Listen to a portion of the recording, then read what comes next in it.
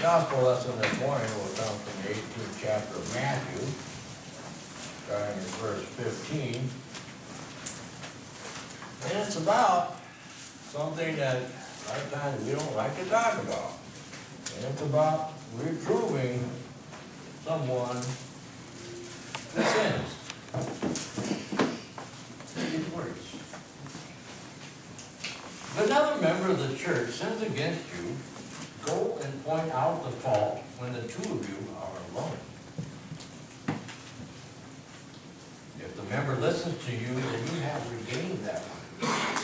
But if you are not listened to, take one or two others along with you, so that every word may be confirmed by the evidence of the two or three witnesses.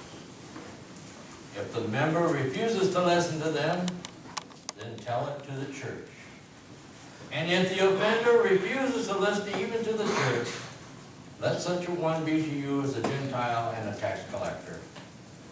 For truly I tell you, whatever you bind on earth will be bound in heaven. Whatever you loose on earth will be loosed in heaven. Again, truly I tell you, if two of you agree on earth about anything you ask, it will be done for you by my Father in heaven. For where two or three are gathered in my name, I am there among them. These are the words of God for the people of God, and we say, thanks be to God. One thing I like about the New Testament, it's so practical. Very practical. Jesus had his disciples with him, and he knew they had to address everyday problems with them and speak to them in terms that they often could understand. Sometimes Christians disagree in the congregation of believers, and sometimes they even quarrel. You believe that? Sometimes they even quarrel. Sometimes they hold grudges against each other. You know anyone like that? Yeah, sometimes they hold grudges against each other. The scripture today says we must never tolerate any situation in which there is a breach of personal relationships between us and other members of the Christian community. Jesus admits that the disciples are going to have conflicts, but they are to resolve those conflicts. In the church, there will always be quarrels, differences of opinion on how and who, disappointments with preachers, counsels. There'll be hurt feelings, loss of faith, lots of mistakes. The idea, though, is how are we as Christians going to deal with this situation? How are we going to deal with it? It's the idea that Christians can resolve conflicts as no other fellowship can, especially the ones that Jesus put before us today. The Duke of Florence had a saying that indicated the limitations of his religion. You shall read that we are commanded to forgive our enemies, but you will never read that we are commanded to forgive our friends. Interesting. There's a lot of time spent in pulpits talking about how Christians are admonished by Jesus to love their enemies and to pray for their enemies. But in actual, right there in the pew, side by side, Christians hold grudges, hang on to petty hurts, and refuse to forgive and love each other within the fellowship. There was a church. There's always a church. But there was a church where the pastor and the music director were not getting along. They weren't getting along at all. And as time went by, this began to spill over into worship. The first week, the pastor preached on commitment and how we should dedicate ourselves to the service of God. And the music director led the song, I Shall Not Be Moved.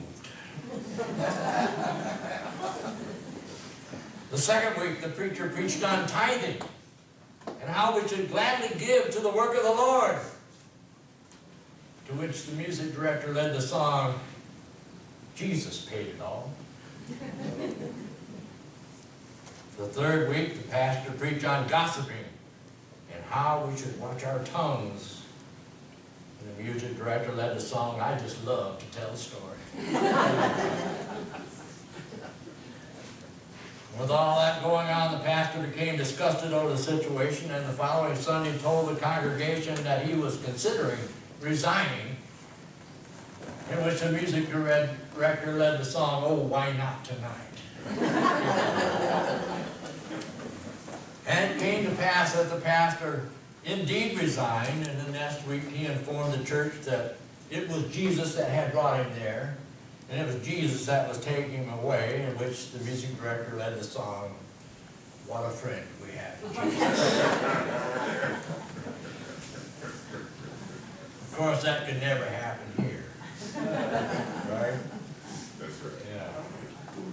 The trouble with most of us is that we would rather be ruined by praise than saved by criticism. Think about that.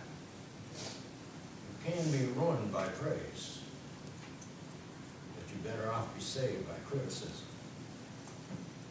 Not long ago, a good friend and colleague gave me some advice that I really didn't want. I really didn't want it. Put his arms around my shoulder and he said, "You know, Jim, you know I love you, right? Anytime anybody puts their arm around you and tells you that, it's not good. It's not good." He said, "That's why I have to tell you this." And he proceeded to gently and lovingly scold me for the way I've been trying to handle a particular situation in the church. He was absolutely right. And I knew the way I've been dealing with the situation was not the right way to handle it. My motivations were right, but my actions were a little bit far from being right. And when he left, I knew I had a friend that would stand by me even through the rough times. Even through the rough times. He loved me enough to risk damaging our friendship. Loved me that much. To risk damaging our friendship. Jesus calls us to practice loving confrontation. That's never going to be easy, people. Especially in the church. We would rather sometimes just keep quiet. Just keep quiet, ignore it, don't get involved. But no matter how painful, sooner or later, we must resolve our differences, and we need to do it in a Christ-like manner. C.S. Lewis, in his book, The Great Divorce, draws a stark picture of hell. He said, "Hell is like a great vast city. A city only inhabited at its outer edges, with rows and rows of empty houses in the middle. These houses in the middle are empty because everyone who once lived in them had quarreled with a neighbor and moved. Then they quarreled with new neighbors and they moved again, leaving the streets and the houses of their old neighborhoods empty and barren." That, Lewis said, was how hell had gotten so large. It's empty at its center and inhabited only at its outer edges because everyone chose distance instead of honest confrontation when it came to dealing with their relationships. You often say, "Look, she's the one who said those things about me. Let her come and apologize." Yeah.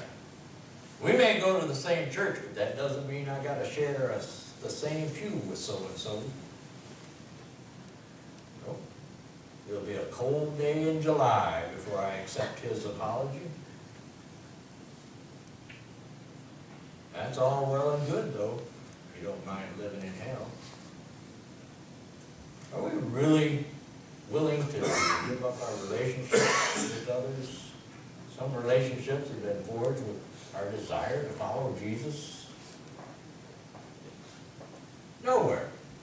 There is nowhere in the New Testament you will find Jesus saying the first order of things is to always be right. How many of you are always right, besides me?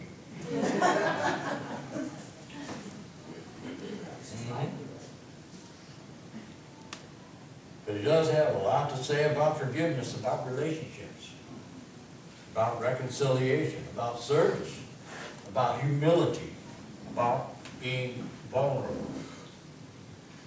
We don't like to be vulnerable. It kind of makes it sound like family, doesn't it? Now, it's a fact, all conflicts will end easily, right? Most of them, or some of them, will never get resolved. We've all heard of people who hadn't heard or seen a parent, or brother, or sister, or friend for many years, mostly over something petty or insignificant. I know I have. I told a congregation on Wednesday night service I hadn't spoken to my youngest sister for many, many years. All because of a dispute over money. Now, I did exactly as Scripture said to do. I confronted her. That's what you're supposed to do, right? Did Scripture not say confront? Well, the problem is I skipped the first two. And when all my family had gathered together, then I confronted her. Of course, she was embarrassed. I was mad. So we neither one of us spoke for many, many years. Not until about a couple of years ago, we finally spoke. Years of relationship had been wasted. Totally wasted over something so petty. Something so petty. You know? Paul said in Romans, if it's possible, as far as it depends on you, live in peace with one another. If it's possible indicates that it may not be possible. As far as it depends on you means you only have to do your part. There's two parts to everything. Live in peace. That's the ultimate goal. That's the ultimate goal, is to live in peace with one another. Unity in the church. The lives of all of those within, I'll tell you, is very important. Unity in the church is very important. This, Jesus said, is how the world will come to know him. And we would do the right thing. You have to swallow your pride sometimes. Sometimes you have to meet someone in the middle. Sometimes you might have to go that extra mile to save a relationship, to save a marriage, to save yourself. Think about it. Think about it. I don't want to have a dispute with the music director. But if he comes, I'm picking the music. I'm picking the music. That's all I got to say about that, amen?